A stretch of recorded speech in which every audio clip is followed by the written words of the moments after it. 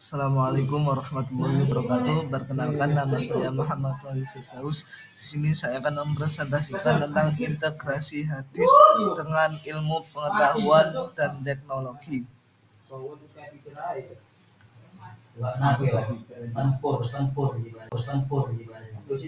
Integrasi antara hadis dan ilmu pengetahuan alam. Integrasi antara hadis ajaran Nabi Muhammad yang tercatat dalam kitab-kitab hadis dan ilmu pengetahuan alam bertujuan untuk menyelaraskan pengetahuan agama Islam dengan sains modern. Ini sering dibahas dalam konteks pendidikan Islam untuk menghindari dikotomi antara iman dan ilmu, serta mendorong pemahaman holistik tentang alam semesta. Berikut adalah poin-poin utama tentang integrasi ini berdasarkan pandangan ulama dan ahli pendidikan Islam. Integrasi, harmonisasi antara wahyu dan akal.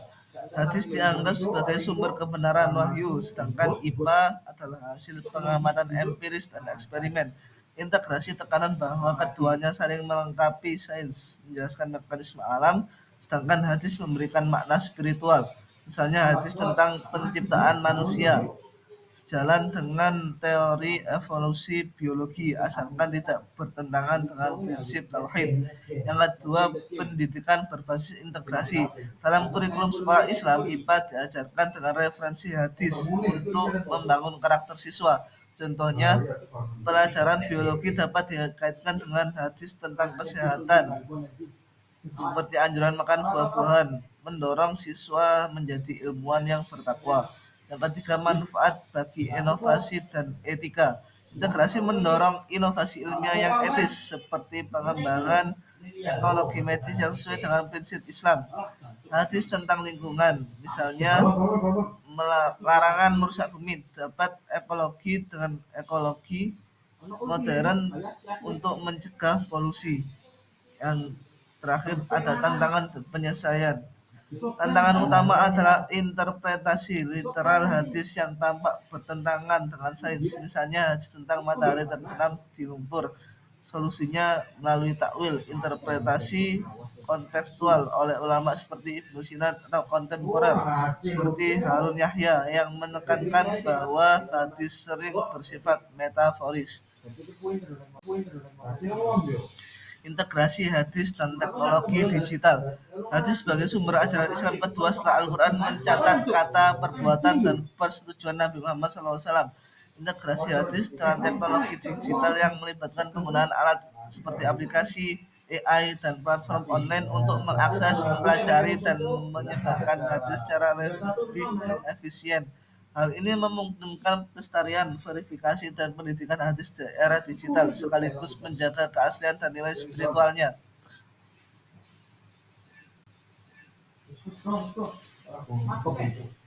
Implementasi aplikasi mobile dan platform online. Aplikasi seperti Muslim Pro atau Hadis Collection memungkinkan pengguna mencari hadis berdasarkan tema, seperti hadis tentang sabar atau zakat. Platform seperti sunnah.com atau hadis API menyediakan database hadis yang dapat diakses secara gratis dengan fitur pencarian canggih dan terjemahan multibahasa. Yang kedua, AI dan verifikasi otomatis. Teknologi AI digunakan untuk menganalisis keaslian hadis melalui algoritma yang membandingkan narasi dengan sumber otoritatif seperti kitab Sahih Bukhari.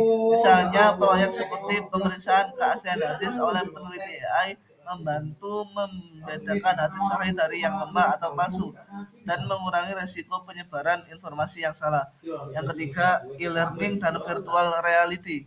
Kursus online di platform seperti Coursera atau YouTube menawarkan pembelajaran hadis interaktif. VR dapat mengumpulkan pengalaman belajar hadis di lingkungan virtual seperti diskusi dengan ulama digital untuk pendidikan yang lebih imersif. Manfaat antara lain aksesibilitas global. Teknologi digital membuat hadis mudah diakses oleh jutaan orang di seluruh dunia tanpa batasan geografis atau bahasa, mendukung dakwah dan pendidikan Islam. Yang kedua, pelestarian dan inovasi. Digitalisasi membantu melestarikan manuskrip hadis tua melalui arsip digital, sekaligus memungkinkan analisis data besar untuk menemukan pola atau korelasi dalam hadis. Yang ketiga, pendidikan dan interaksi. Fitur seperti chatbot AI dapat menjawab tentang pertanyaan hadis secara real time, mendorong generasi muda terlibat dengan ajaran Islam melalui konten yang menarik seperti podcast atau video pendek. Tantangan, beberapa tantangannya yakni keaslian dan misinformasi. Dengan mudahnya konten dibuat, resiko penyebaran hadis palsu atau keliru meningkat. Solusinya adalah menggunakan sumber terverifikasi dan pendidikan literasi digital. Yang kedua, privasi dan etika. Penggunaan data pribadi dalam aplikasi hadis harus mematuhi regulasi seperti GDPR, dan konten harus menghindari eksploitasi komersial yang merusak nilai spiritual. Yang ketiga, kesenjangan digital.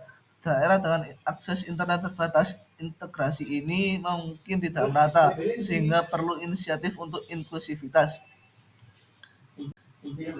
Integrasi hadis dan ilmu kesehatan. Hadis sering mengandung nasihat kesehatan dari Nabi Muhammad SAW seperti tentang kebersihan, pola makan, dan pencegahan penyakit yang dapat terintegrasi dengan ilmu kesehatan modern. Integrasi ini melibatkan analisis hadis melalui lensa ilmiah untuk memvalidasi atau memperkaya praktik kesehatan sambil menjaga konteks spiritual Islam. Ini bukan penempatan ilmu medis, melainkan harmonisasi untuk pendidikan holistik. Implementasi. Yang pertama, kebersihan dan pencegahan penyakit.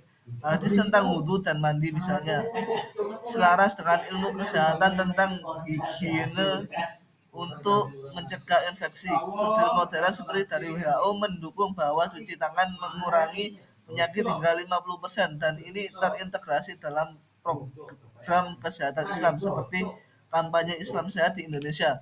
Yang kedua, nutrisi dan diet. Hadis menganjurkan makan makanan yang seimbang seperti kurma dan madu. Penelitian ilmiah menunjukkan kurma kaya antioksidan dan serat, membantu pencernaan dan mengontrol gula darah. Integrasi ini terlihat dalam buku seperti Islamic Medicine oleh Hakim Muhammad Said yang menggabungkan hadis dengan nutrisi modern. Yang keempat, kesehatan mental dan olahraga.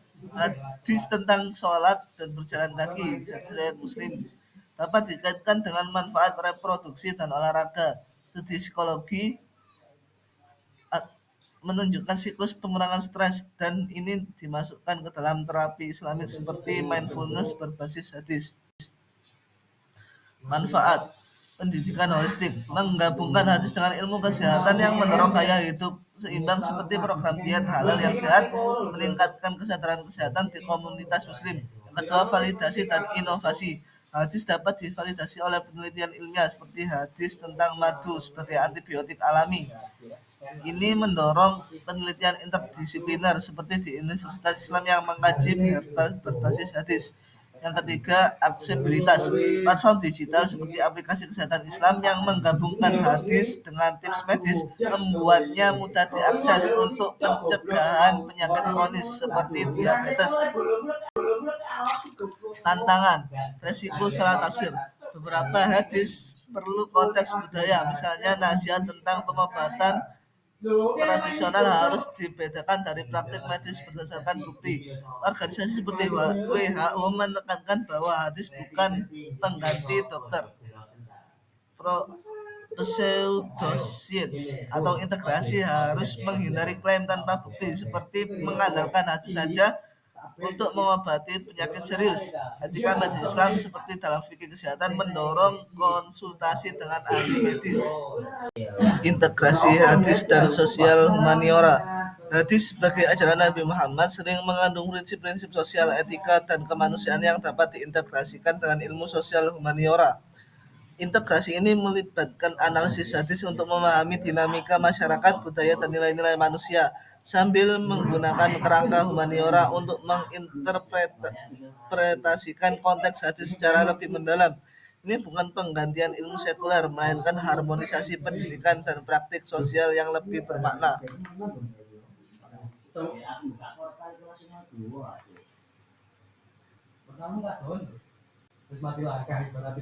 Implementasi sosiologi dan etika sosial. Hadis tentang solidaritas dapat dapat terintegrasi dengan teori sosiologi Durkheim tentang solidaritas sosial. Studi modern seperti penelitian di jurnal Sociology of Religion menunjukkan bagaimana hadis ini mendorong komunitas muslim membangun jaringan sosial yang kuat, seperti dalam program zakat untuk mengurangi kemiskinan. Yang kedua ada antropologi dan budaya. Hadis tentang adat istiadat misalnya mengintegrasikan hadis dengan studi budaya Islam, menjelaskan bagaimana hadis mempengaruhi norma gender dan keluarga di berbagai masyarakat sambil membandingkannya dengan praktik antropologis global. Ketiga, sejarah dan filsafat. Hadis tentang perdamaian. Hadis riwayat Muslim dapat dikaitkan dengan filsafat etika Aristoteles atau sejarah konflik dunia. Integrasi ini terlihat dalam mata kuliah Universitas Islam seperti di Universitas Al-Azhar yang menggunakan hadis untuk menganalisis peristiwa sejarah seperti perang salib, mendorong dialog antar agama. Manfaat pendidikan inklusif. Integrasi ini membantu siswa memahami hadis bukan hanya sebagai teks agama, tetapi sebagai panduan sosial, mendorong toleransi dan pemahaman budaya lintas disiplin. Kemudian penerapan praktis. Hadis dapat memperkaya kebijakan sosial seperti program kesejahteraan berbasis Islam yang mengintegrasikan prinsip hadis dengan analisis sosiologis untuk mengatasi isu-isu seperti migrasi atau diskriminasi. Yang terakhir, inovasi penelitian menggabungkan hadis dengan humaniora yang mendorong penelitian interdisipliner seperti studi tentang dampak hadis pada gerakan sosial. Kemudian tantangan, resiko relativisme. Interpretasi hadis melalui lensa humaniora bisa subjektif. Penting untuk tetap setia pada sumber otoritatif seperti kitab sahih, menghindari distorsi budaya. Kemudian konflik budaya. Konflik budaya dalam masyarakat plural, integrasi ini harus menghindari stereotip seperti menggeneralisasi hadis untuk semua konteks sosial. Etika penelitian, tekanan sensitivitas budaya dan kolaborasi dengan ulama. Yang terakhir ada akses dan bias. Studi humaniora sering berbasis barat. Integrasi perlu memprioritaskan perspektif umat Islam untuk menghindari bias orientalisme. Kesimpulan, berdasarkan diskusi sebelumnya tentang integrasi hadis, ajaran agama dengan teknologi digital, ilmu kesehatan, dan sosial humaniora, dapat disimpulkan bahwa integrasi hadis dengan ilmu pengetahuan dan teknologi iptek secara keseluruhan merupakan pendekatan interdisipliner yang harmonis. Hadis sebagai sumber etika dan pengamalan Islam dapat diperkaya oleh iptek untuk penerapan modern, sekaligus memastikan keaslian spiritualnya tetap utuh. Ini bukan penggantian ilmu sekuler, melainkan sinergi yang mendorong inovasi, pendidikan, dan kesejahteraan manusia. Sekian dari saya, kurang lebihnya mohon maaf yang sebesar-besarnya. Wassalamualaikum warahmatullahi wabarakatuh.